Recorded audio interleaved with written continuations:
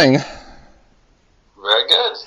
I'm excited for this movie to be coming to Australia. Oh, definitely, mate. Look, I've had the chance to sit down and take a look at it, and it is an absolutely fantastic film. Congratulations.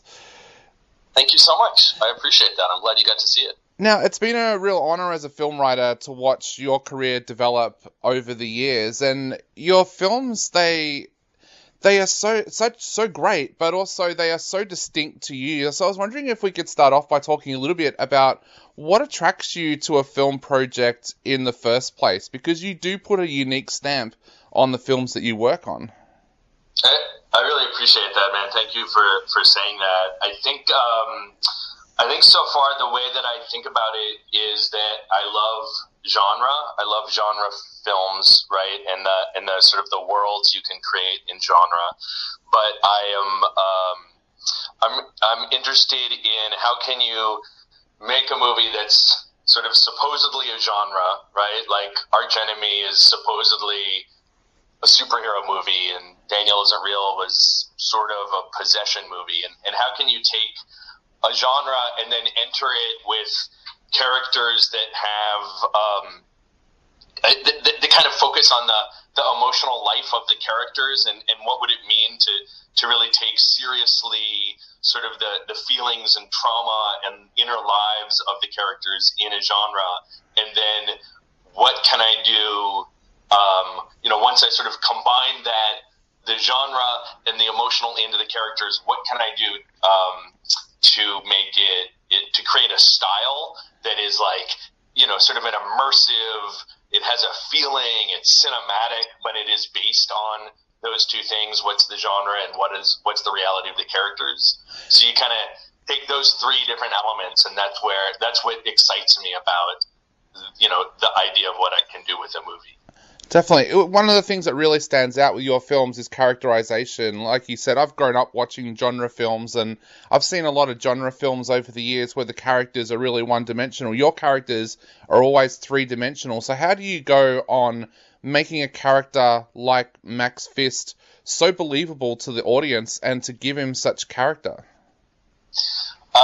Again, thank you for recognizing that. It's a great question. It starts with like understanding what is the emotional journey of the character if you took the genre element out of it. So when I was thinking about Max Fist, I was thinking about here's a character who we could recognize as somebody who's like he was once a football star when he was in high school, and when I say football, I mean American football, where you get concussion, knock each other around. He was once a football star in high school, and now his glory is so far behind him, and so he has a sense of self-hate, and he sits in a bar talking to people about, this one time I scored a touchdown.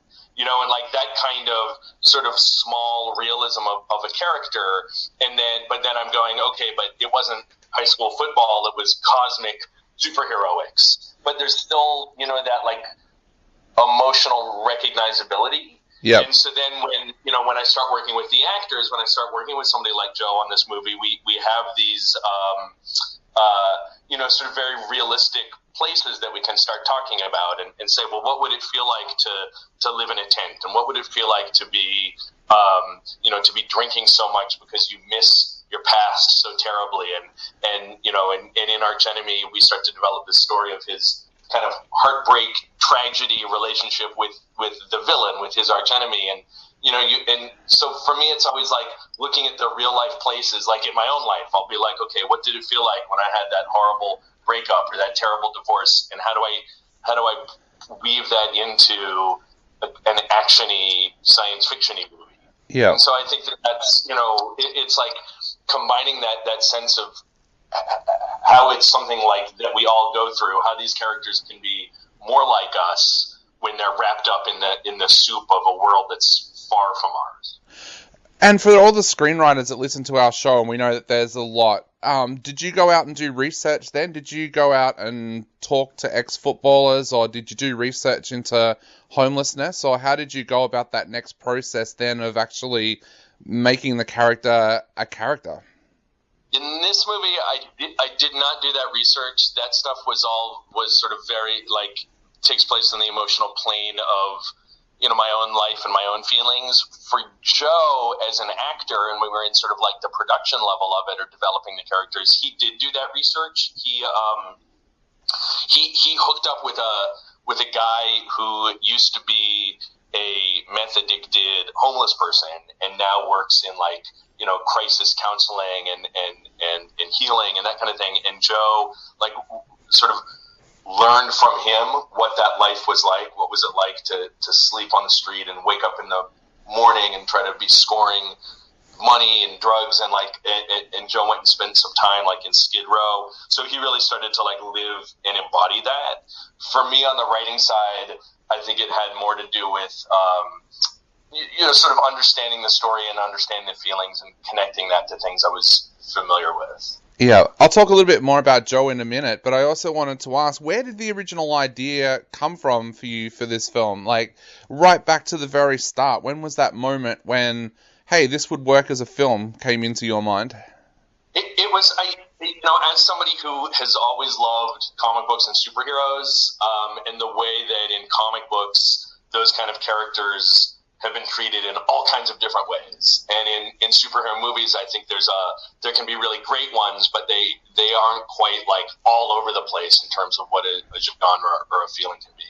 And so that was, you know, just from that impulse of thinking about the genre, but really it was like I was just sort of thinking about this image of a guy in a tattered cape sitting at a bar telling people he was a superhero, and nobody believes him. And I don't even know if I believe him. And maybe he's a crazy person who thinks he was a superhero, or maybe he's long removed from this past. And that was like the initial idea. And I was like, that's an exciting story that I could, you know, I mean, that's not even a story. It's an exciting character, right? It's an exciting person. I want to see this person in action. What's a story that I could tell about this? And then I started thinking about The Wrestler, Aronofsky's movie, The Wrestler. And I was like, oh, it's kind of, there's like a similar vibe there where it's about a kind of an action-y person who had this glory days long behind him, and now he kind of sits around talking about it and trying to drag himself through it. And I thought that was a really interesting way to start thinking about what a superhero character could be. But then, you know, of course, sort of me being me and having the kind of ideas I have, it very quickly turned into that now there's a multiverse and there's black holes and there's 11-dimensional space, and it starts to, you know, float off into the cosmos more than The Wrestler did. But that was definitely the original impulse, was, you know, guy in a cape drinking in a bar. Yeah, awesome. So we know that we have a lot of young pop culture fans listening, and you mentioned that your love of genre films and your love of comic books when you were growing up. Who were your superhero favorites when you were growing up, and what was the genre films that got you so into genre filmmaking?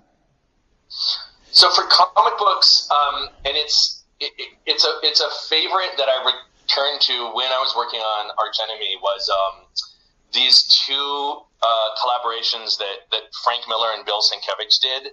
There was the Elektra Assassin series and the Daredevil Love and War graphic novel, both of which were like so sort of disturbing and had all of these abstractions of art and all of this, like, you know, psychological sort of exploration. And I went back and looked at those again when I was starting to work on Archenemy, and when we were thinking about what the animation would look like and how to sort of talk about memory and fantasy.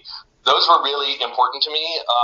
Another one that I love so much that's kind of a deep cut is when Jim Steranko started drawing and then writing and drawing the Nick Fury stories, which I think was around like 1968 at Marvel. And you can see when you look at those collections, it was a story that was, you know, in the back half of Strange Tales, which had Doctor Strange in it, and he takes over, and you can just see this incredible innovation in like pop art and the way he's telling stories, and everything becomes psychedelic and starts using photo montages and rearranges the panels in a way that nobody had ever done. And I remember I discovered one of those comics, you know, because I was a little kid and I'd go to comic book stores and I'd look at back issues, and I remember picking up something of Nick Fury and saving up, like my $4 or $5 to buy that old issue, and it really blew my mind, even though it took place, it was done decades before the contemporary things I was looking at, and that was a book. I brought a huge collection of Jim Steranko's Nick Fury into the set, when we were preparing to shoot Archenemy, and showed it to my cinematographer, and she was like, "Oh my God, like the graphic design, the graphic storytelling in this is something we should use."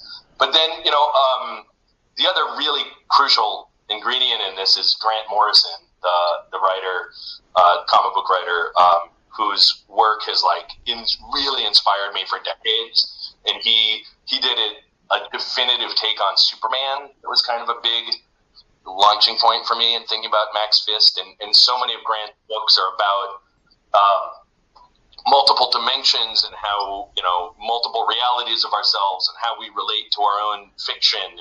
And, he was a huge, I was sort of trying to, with Grant, I'm always trying to figure out how can I be inspired by Grant without ripping him off. And I'm always sort of walking that fine line.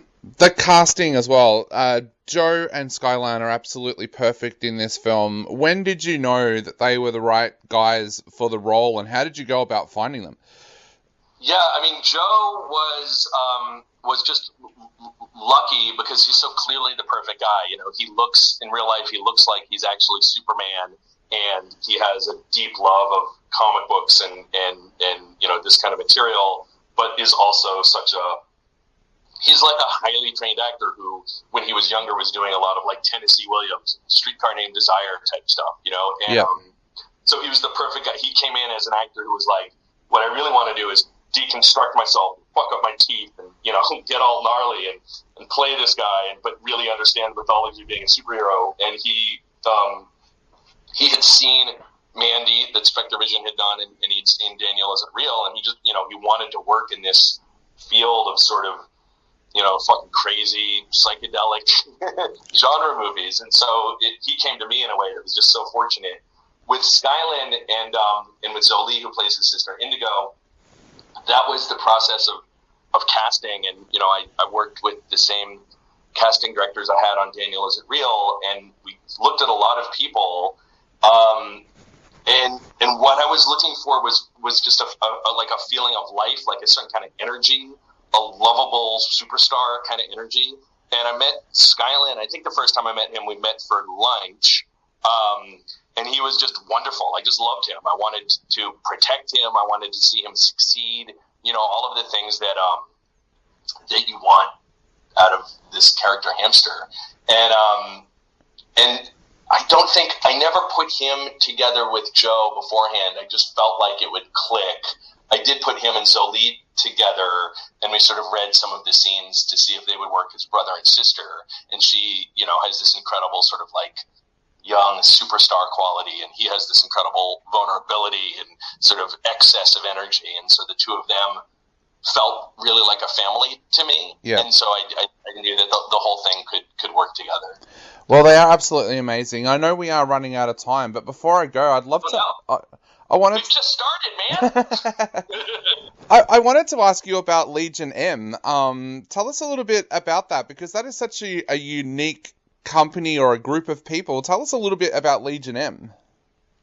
Yeah, they're pretty amazing. So their thing is they invite an unlimited number of people to join their organization and become investors, right? Which means that I guess you can put in a very small amount of money and own a part of these movies that they get involved with. But then they are also, all of these people who become involved are sort of fans of the material and fans of the genre and want to be involved. So you suddenly have this network of people. So for example, there is a Fiction El Camino car that Max drives in the movie, and that came from one of these people that was a member of Legion M, and we put out a call and said, we need a cool muscle car in this movie. We can't really afford to own one or rent one, and somebody showed up and said, all right, I'm a part of the team, here's this car.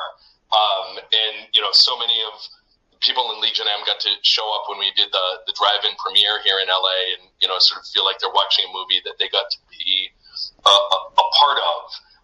So that's a really neat network. And what's also great about them is they're doing all of this stuff right now, knowing that they sort of have this network of people that are involved in and interested in the movie. They're able to create lines of like merchandise and interesting tie-in stuff that you would not normally be able to. I think for Mandy, like they made boxes of cheddar goblin mac and cheese, right? And so we're doing insane stuff like that for Archenemy too. They have got all kinds of like cool products and weird tie-ins because what they're really into and what I'm so into is like building out the world of it. So I have the world of the story and we have all of this mythology and backstory and future story, and then they can come in and be like, oh cool, let's take this one tiny idea you had about like space whiskey and expand that into a whole crazy universe. So they're like a wonderful set of partners on something like this. Awesome. I have to ask, what was it like having the premiere at a drive-in? Because I have rediscovered drive-ins here over the last couple of months with the cinemas closed. They're opening now, but for the last 2 months, the drive-in has been my best friend, like it was when I was a kid. What was it like having the premiere of the film at a drive-in? It's funny because if you had told me a year ago, hey man, the premiere of your next movie is going to be at a drive-in in Montclair, California, I would have been like, oh, that's weird, and like I guess I've failed because the year before the premiere was in LA was at like the Egyptian Theater or South by Southwest. But given the way that the world is now, especially here in the U.S., it was incredible to have a drive-in, and the idea that we were able to do an event, during a time when all of our theaters are closed, where we could have all of these people get together and kind of, experience that sense of going to an event and being around other people, but still doing it safely was super amazing. So I rented an insane, like 1971 green Chevelle muscle car just because I was like, well, I'm not going to buy a fancy outfit because there's not going to be like a red carpet, but I'm going to drive this like sick ass car for the night. And it was really fun. The whole crew and cast came out, and there were tons of people there. And I brought a megaphone. One fun thing I did, because we couldn't really have like an in-person Q&A, but I put my phone number on the screen before the movie started and said, anybody who's here tonight, like if you want to text me while you're watching the movie. And I actually had like 100 people just kind of chiming in, because you're not in a drive-in, you're not going to disturb other people, and people would be like, oh, I like this scene, or like, what's this? Where did you shoot this? And that was really fun. So we were sort of like looking for ways to turn the drive-in into an exciting kind of, its own unique experience, which is really neat. Because, with a movie like this, I want you to be able to have the best picture and the best sound and really immerse yourself in it. And the drive-in can't quite give you that, but what it can give you is that's like you're saying, something that reminds you of being a kid, and this sense of like event and like the special. You're sitting in your car and you're eating all your crazy snacks and doing whatever you want to do, and that's just, it's rad. It's a cool thing that we've rediscovered drive-ins, and I've been to a bunch of them over the past few months for sure. Yeah, me too. It's been amazing. Mate, I know we are right out of time now, so I wanted to say congratulations on such a fantastic film. It's been an absolute honor chatting to you, and I know Australia is going to love this film.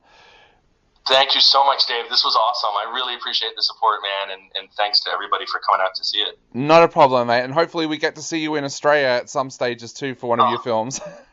Please, I hope to be out there. Definitely, mate. All right, you have a great night, and we'll talk soon. And happy Thanksgiving. Thanks so much, man. I appreciate it. Thanks, all right, mate. Take care, buddy. Bye. Thanks, Dave. Thanks, Thank Chris. you, Adam. Thank you. Thank you, Chris. See you later. See ya. This was wonderful. Bye. I appreciate it. Chris, we don't Thanks, have Adam. anything else, right? It was just this one. Not